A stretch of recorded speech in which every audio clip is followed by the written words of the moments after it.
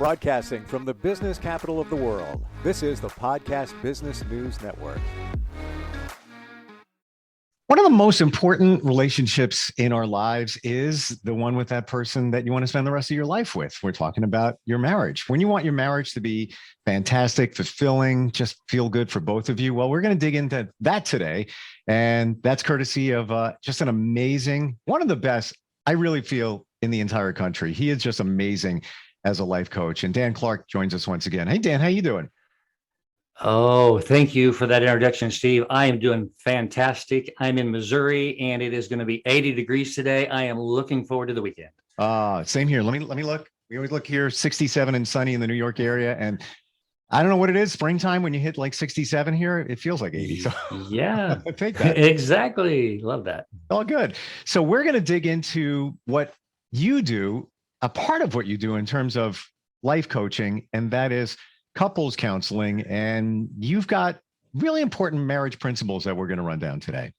Well, I do, Steve. You know, the interesting thing about relationships is they really drive everything about us. And what we know in business is that if your intimate life is working really well for you, it's easier to make the business successful. We've always known that. So when someone shows up in my world, I can almost help them understand, or I can actually get them to see and really almost guarantee the fact that their business and what they're doing for a living will become much better for them, much happier. They'll actually change the way they think about everything in their world if they can get the intimacy, the relationship, that marriage or that relationship, that person that they're living with to work really, really well. It's fascinating how our heart is. Our heart is open to being who we want to be. We are who we want to be in every single area of our life.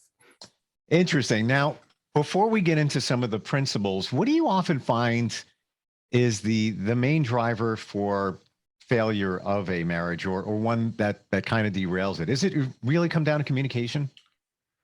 It does, but unfortunately, in every marriage, there's power. And typically, there's one person that has more power than the other. And that's, this 90% of the time, that's how it is. And they can't seem to get that balance to work. And when you have an imbalance of power, you can almost call that abuse. When that's happening, it's really hard to get that in place because most of us don't recognize that we're being more powerful than we really are. And power can come in all different forms, I'm sure. It can be coming, you can be silent and be powerful. You can be loud and be powerful. There's lots of different things you can do to create power in the relationship. You don't have to be a bully to be powerful either. You can just be spending more money, right? Or you can be always saving more money. So it's many different ways that power shows up in the relationship, but it debilitates the ability for both of them to feel like they are actually equal in the relationship. And that's what we're working toward. And that's the last principle, by the way, called mutuality, equality. It simply means that I feel I have just as much input in this relationship as you do. Yeah, I'm sorry, I didn't mean to skip ahead. I was just asking. That's okay. Well, let's actually start with that. Let's start with the last Sure. principle, and we go through them. And let me name them first before we get much further down the road. Sure. There is the very first principle that I don't talk a lot about is actually called commitment. We got to have a commitment with that we want to stay. Number two, what's really fascinating is that we often don't know how to be transparent about who we are, that daily communication. That's principle actually number one. Number two is authenticity. Being who I'm supposed to be inside myself, being authentic, congruent. Love this one. Talk about this a lot. We've been focusing on emotions. Congruency means I'm the same inside as outside. Not very easy for most people. That's how a child is. Third is love and respect. That's the most powerful one when we're talking about the separation of how men and women think about the world. The next to the last one, number five, is forgiveness. This is a really hard one because forgiveness affects everything about us. It's our ability to law of allowing, ability to let go of the past and the current. And then the last one is mutuality. Mutuality is my most favorite. I love that. Is my favorite one because it's where you are always losing something in the relationship, but you're gaining more than you're losing. I love that principle because there's things about the person you're in a relationship with that are never going to be perfect for you. And you learn how to work with those, but you're gaining, you have more value in the relationship than those small things that you're losing. Interesting. All right. So when we pick one of those and start drilling down. Well, let's start with authenticity. It's one of my favorite ones. Authenticity means that when you are being authentic in a relationship, it means that you are actually being the person that you want to be in the moment. That means that authentically, I am angry. Authentically, I am sad. Authentically, I am not happy. Authentically, I just want to go outside and play, or I just want to be left alone. Authenticity is allowing the other person to be who they are in the moment without asking them to change who they are. It's a difficult principle, but the reason we talk about that is that, I'm just trying to be better. No, even when you're bad, you're your authentic self. So learning how this principle works actually allows the person to be more with what's happening with the other person. For example, when I'm authentically unhappy, I just want to be left alone. There's nothing wrong with that. And so if we understand that I am being who I want to be in the moment, or I'm struggling with something in the moment, your willingness to let that just to be true is so valuable because it honors who I want to be, because I want to move back toward the relationship. With the authenticity, is there a direct connection to honesty? There is. Now, I can be truthful and I can be honest, but with honesty, I can be honestly wrong, but I can't be truthfully wrong. So I don't use the word honesty. I usually truthful. Truthful means that we speak in facts, which means it's true. It's not how I feel about it. It's just true, because emotions kind of get in the way. I mean, maybe we talked about this before, but let's interject the word reparation. This is actually in the forgiveness piece, but repairing harm in the relationship is where love is actually kindled. For example, if we don't fall out of love, it's kind of a weird thing, we don't really fall out of love. What happens is that emotions are the results of events that are happening, right? I go to a restaurant, have a nice meal, I enjoy the restaurant. Go to a restaurant, don't have a nice meal, don't really want to go back, right? Well, my emotions about the restaurant are based on what happened while I was at the restaurant. Relationships are the same way. Since emotions drive the relationship, actually, when a relationship begins to deteriorate, they haven't created enough events to create the emotions of love in the relationship. It's that simple. However, reparation, when something harm happens and you repair that harm, we've been talking about yearnings, right? When you repair harm, that's where true love happens. When you feel like, when the repair happens, when you feel like someone understands you and they hear you and they know you, it creates this feeling of just love in the relationship. So that ability to repair the relationship creates this bond that is fantastic. So reparation is a very important part of understanding how to keep that love alive. And these 6 principles actually always work toward repairing the relationship. I want to tell everybody we're talking with life coach Dan Clark, and you can find him at transformedlife.net. Now, you just mentioned before that it's events that help kindle the relationship, because that's kind of the baseline for the emotions and different things go on. When you talk about events, what do you mean? Well, an event could be going out to dinner, or it could be just holding their hand or spending time with them or watching a movie. And those events actually are very powerful, but you can't have enough of those kind of events to actually make the relationship survive, because that doesn't mean you're actually repairing the relationship when difficulties happen. So the big events, which are when things don't go well, are the most powerful thing in the relationship. What doesn't get repaired stays in the relationship, and it kind of builds like a pile of dirt. Those relationships continue to create on top of one another. One of the ways to know that you're not solving conflict is if you can't remember what the last conflict was about, because it was so big. I don't know if we thought about it, but it was so big. That's because you're not repairing the relationship. That's an interesting point, because one would think it's the other way around, that, I don't remember what it was because we moved past it, right? No, we want to be able to remember, because if we have, again, there's solvable conflict and unsolvable conflict in relationship, right? Conflict, that's all going to happen, right? She's always going to be this way and he's always going to be that way. Like, she's always going to leave her shoes everywhere, right? He's never going to pick his clothes up. So those are these unsolvable conflicts that you agree early on, which is what forgiveness is about, that these things that that they're true, but they're not taking away from the relationship. It's just something that you want that they're not able to do. Because again, in this principle, it's not about relationship ending behavior. See, there's relationship ending behavior and then relationship endearing behavior. And we all know what relationship ending behavior is. If you do that often enough, I'm not going to want to be around, right? If this is happening a lot, I'm not going to be here. So that's relationship ending. And understanding how that works means that when we get to the place where we're seeing a lot of relationship ending behavior, we're not repairing very well. And of course, we know what the big ones are when it comes to that also. But relationship endearing behavior is more important. We must be putting things into the relationship for us to go really well, which takes us into the principle about transparency.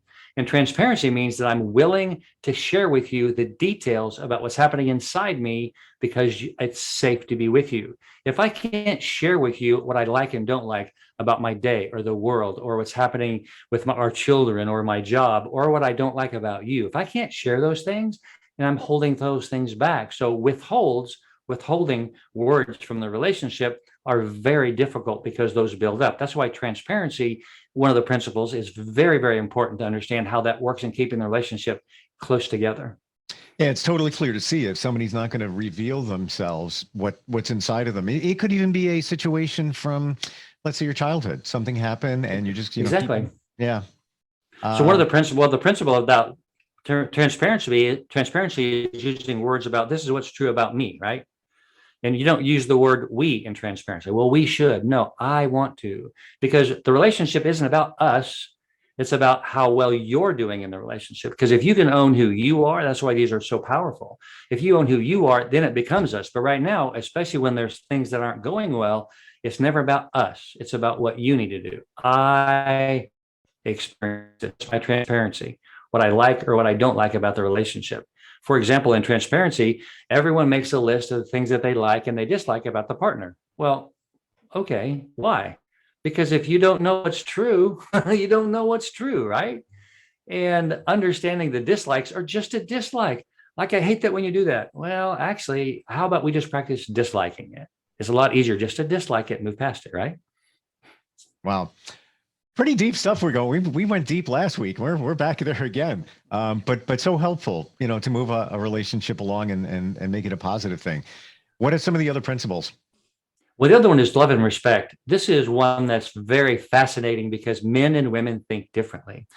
Men and women both need to be respected, but a man has a high level of respect that's different than a female. For example, if you see a bunch of men sitting around a table talking, they're so respectful. One man will talk and then they'll all have the same topic and then the other one will talk. It's just this respect of how we treat each other. You see women having a conversation, it's like they'll change topics and they're all over the place.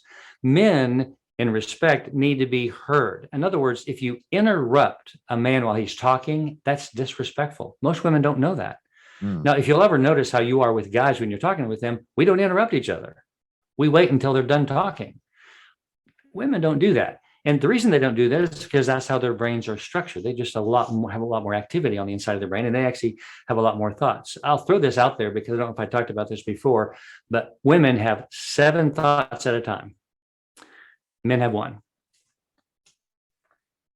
Wow. And it's well documented for that to be true. And so what that means is that they have to pick which thought they want to share with us, right?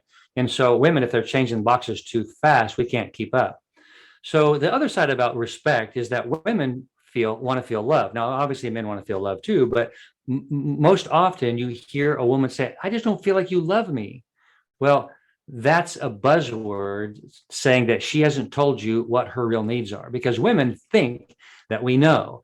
Like if you see women talking, they're like, well, he should know that, or they just understand each other in this really weird energy way, they kind of get each other and they think that we're going to get it too. So in this process of love, you have to teach a woman that she has to tell him what you need because he does not know. For him to love you, he specifically has to know what it is that you really need, because we don't know. Turning that around, men have to practice teaching their wives, or in the relationship that they're in, when they feel disrespected, because women don't see it either. So this is where we start with transparency, authenticity, congruency, love and respect. We're building so that they recognize that they can actually now talk about these things without being offended and being harmed. It's a slide. And when you get these principles down, the relationship just goes so well. It is that, I think what you just said, you nailed, I think, the major reason why a lot of relationships fail. And that is where each one does not say what they need or want. It's more of, you did this and you did that. And then it just kind of sits there instead of saying, this is what I need. All right, I'm unhappy. This is what I need. And then if it doesn't take place, right? Well, yeah, I'm unhappy. Instead of what you're doing, it's more about how I'm experiencing the relationship. Is why we're talking about congruency. I mean, again, these principles kind of make sense as you flow through them because we're talking about what you're experiencing first, and you're just simply sharing that with that person. Now, the next to the last principle is one also I think that's difficult, and I don't want to get too far into this and not hit it because forgiveness is the one that takes the longest. When I'm working with a couple, and actually I've done this as a class too, but when I'm working with someone and talking about forgiveness, this is the big one. Because anything that you have that you've not forgiven someone in the past for, I promise you, that energy will show up in the marriage relationship. When I'm working with a couple, there is more time away with each other. For me, I spend more time individually than together because they must. Who wouldn't want to be married to the most wonderful woman in the world or the most wonderful man? I mean, think about it. Seriously, we are learning how to be individuals who bring to the table something that they want, because I'm turning into that man or that woman who is really easy to get along with. I flow, I'm transparent, I'm congruent, I feel my feelings, I'm able to say what I want. But the forgiveness inside me from the past will always show up. And so in this particular principle, we work specifically on what are the things that you hold against your partner? What are the things that you don't like against them, about them, like the dislike list? What are the things that you just really despise about them? That's a key, because that means that is a harm that happened to you someplace in the past. It's not about them. So what you're saying, Dan, is what you're holding inside or not forgiving from the past before you even, let's say, even you met your spouse is something that's can be detrimental to the relationship. No, it is detrimental. It's like you come to the relationship with all these baggages, and you don't see them, but they're back there. And so we're going to turn around and look at them. Now, it's not actually about forgiveness when you're working with me, because sometimes someone doesn't want to work on their past, and we don't have to, but we do need to recognize that anything that you have a big difficulty with is because you haven't learned how to forgive or let go. So if you can learn how to let go of the stuff that's in the past, you can tremendously change the relationship. Now, here's the fascinating part about forgiveness. It is not an emotion. It's a feeling. We talked about feelings and emotions last week. And so it's an emotion. It's not a feeling. So it's not an emotion, but it's an emotion. Feelings and emotions are different. Yes. So it's not a feeling. I feel like you don't forgive me. No, I feel forgiven. Feeling labels it. Emotions, you feel it. So if you actually, the reason it's not an emotion is because you don't have to feel like you forgive them. You just have to follow through on the laws of forgiveness. And the law of forgiveness is that I refuse to allow what's happening right now to continue to affect me in the future. I refuse to allow what's happened in the past to affect me in the future. I put it in a place that when it shows up, the emotions that are attached, I release them. I make sure that I make my mind up in the moment, that when I get triggered and something isn't going well for me in a relationship, and I feel like that I'm just overwhelmed, it's because I am holding on to things that have nothing to do with this relationship. And so I turn around and look at what's back there, and I refuse to allow anything in my past to affect who I am today. Now, if I'm playing basketball, I'm going to shoot a lot of free throws, right? If I'm practicing forgiveness, I'm reminding my brain what I want it to do. So this is a high level, moving away from emotions, talking to yourself in a way that actually creates the pattern that you want, because your brain will do what you tell it to. This is the most difficult principle because most of us want to feel it. No, at some point, I don't really care how you feel, because that's just the product of past.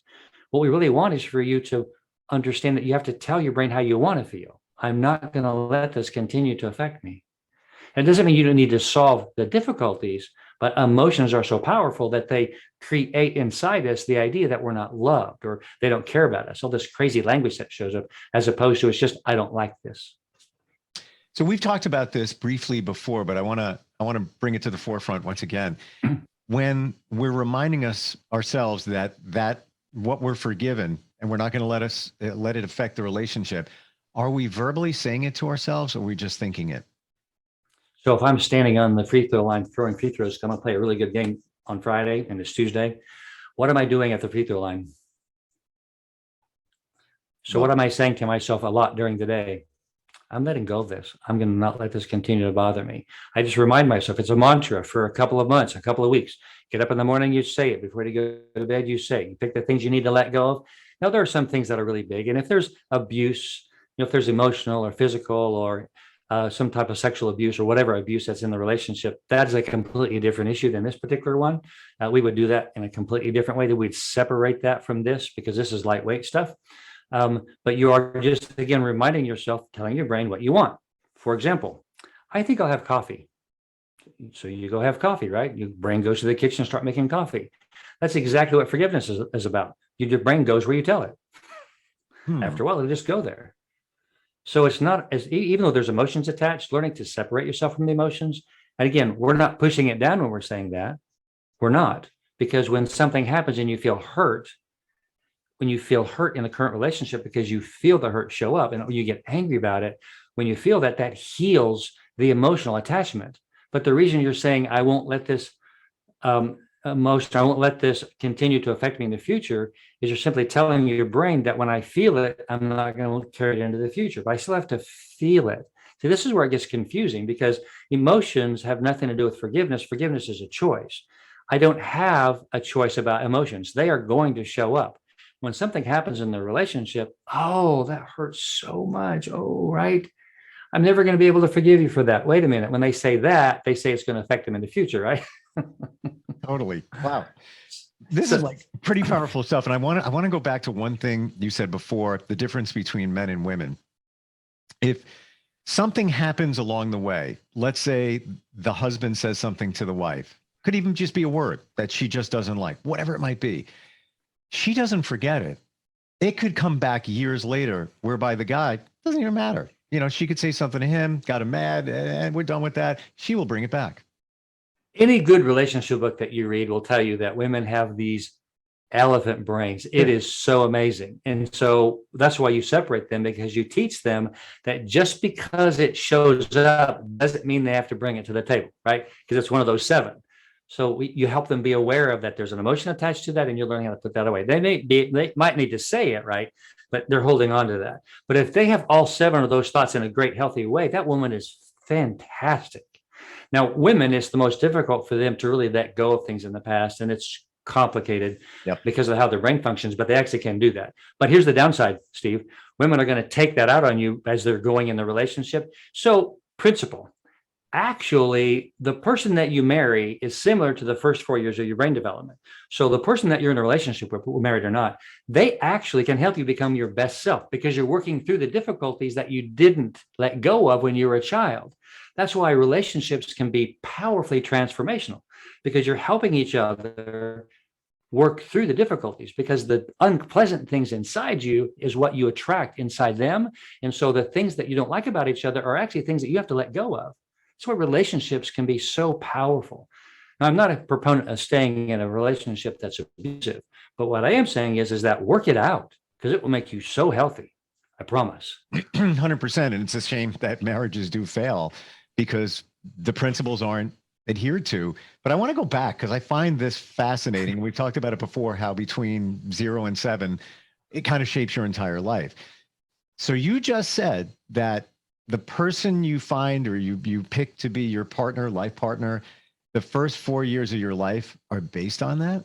Do I have that? Yes, right? as a matter of fact, the science on that's pretty solid, because those are the most familiar parts of your brain, and they're unconscious. Remember, 95% of everything that you do is unconscious. So you don't actually like that person based on what you see about them. There's an energy exchange between them that you don't see that's attractive. And when that energy exchange is happening, it informs your brain that you like them. But after you've been in the relationship 2 or 3 years, you begin to notice how similar they are to someone in your past. You can't like something today that you haven't liked in the past. It's impossible. And so using that principle, when you're looking for someone that you want to marry, you always focus on the things you don't like about them first. Wow. This is too bad we didn't know all of this a long time ago. Oh my gosh. Seriously.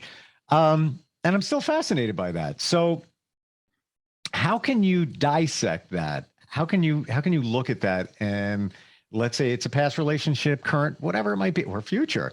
How can you look at that and say, all right, those first 4 years, I met this person, compliment. Just think about your mom and dad. Yeah. Or whoever raised you. Just look at what their behavior was like and what you did or didn't like about them. I had the most wonderful parents, probably not, right? because we attribute love to the relationship with a mom and dad because we want to, but just spend time looking at it. Now, you don't have to be specific because they're like, well, they're not exactly, no, but the things that mom and dad don't do well, your partner won't do well. Like one of them is a saver, one of them isn't, one of them doesn't do dishes or make the bed, the other one does. Whatever those things are in a relationship, if mom and dad never talk, you're not going to want to talk, right? That's how that is. If mom talked a lot, maybe you don't want to talk a lot because mom talked a lot, but you're going to marry someone according to one of the men or women in your relationship, your mom and dad, I mean. Amazing. I think that, even leaving it bad, people are going to be thinking about that today, hearing this, seeing this, and try to connect it. So yes, exactly. But I want to talk about one last thing before we run out of time because it's so important. Sure. Movies in the 1900s, 1901, talkie started. We started seeing that romance movies came out. I don't know if you've heard this principle or not, but romance movies have actually harmed more than helped our culture because in the United States, we want to feel like we're loved. We want to feel in love. Well, that feeling of love is the product of events, right? So when someone falls out of love, they feel like that the person doesn't love me anymore. And movies romanticize relationships so much that it's actually contributed to the majority of divorces that happen because people don't know how to repair the relationship when the love goes away. And this is what's so difficult in our current culture because the United States has more divorces than any other country in the world. And that's because of the ideology of not feeling or just thinking. Do you think it's the expectations that we have based on those movies that we watch? We think that's what the relationship is supposed to be? I have a whole class on that. Yeah, I always take a couple through that if I have time, because we must understand that we are influenced so much. Remember, 95% of our decision is unconscious. The things we've experienced influence how we feel. And if you're thinking that you have to be in love all the time, like I was working with a couple last night, man alive, both of them, they were exactly recognizing how they are like one of their parents and saw how their arguments really contributed to the way that they were raised. And so as they began to talk about the relationship they had with their mom and dad, it solved so many conflicts because understanding, knowledge really almost corrects everything. When you understand something, it's easier to let go of it. So how about this in final seconds? I just want to throw this out here. What if you have two people in a marriage and their parents got divorced at a very early time, or one abandoned, one parent abandoned? Is it almost, I don't want to say a recipe for disaster, but it's no? Okay. It's not, because it's the energy that's in mom and dad that makes the difference. Now, if a dad left mom, right, even when the child was 1 or 2 years old, that energy that's in mom and dad is still in the brain development. So we have to really pay attention to the energy that's there. Interesting. Okay. Thanks for saying that. Cause I'm having all these different visuals trying to put this all together, but okay. Yeah, this is an all day conversation for sure. Yeah, we tried to squeeze it in 30 minutes, but yeah. So it really comes down to the energy, the person that your mom and dad are or were, as opposed to what they did. Does that make sense?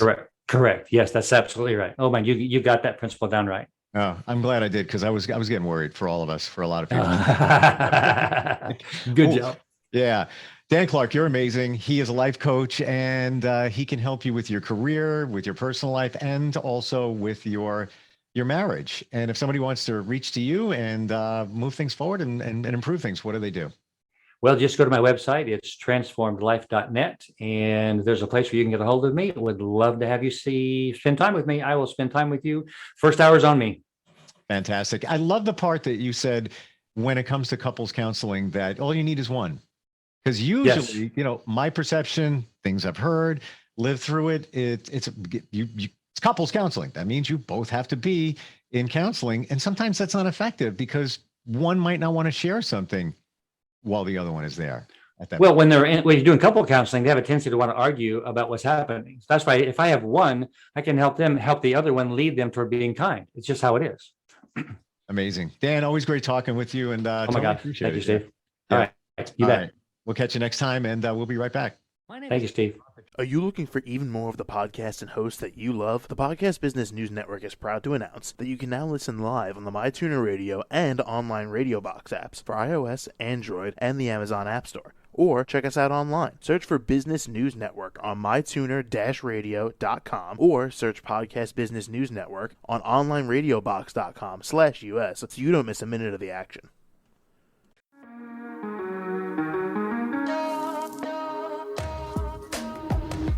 Broadcasting from the business capital of the world, this is the Podcast Business News Network.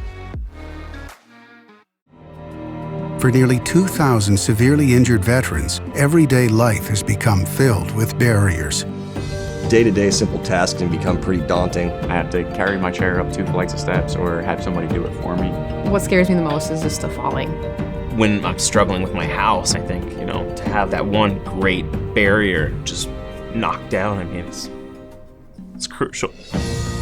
Home for Our Troops is a wonderful nonprofit that builds a Mortgage-free, fully adaptive, handicap-accessible house. And there's no catch. It'll be our very first home that we've ever owned. This is a game changer. This is where your life begins again. We need you to join us in completing this important mission. Please visit hfotusa.org and help build homes and rebuild lives. Because of you, everything's going to be okay.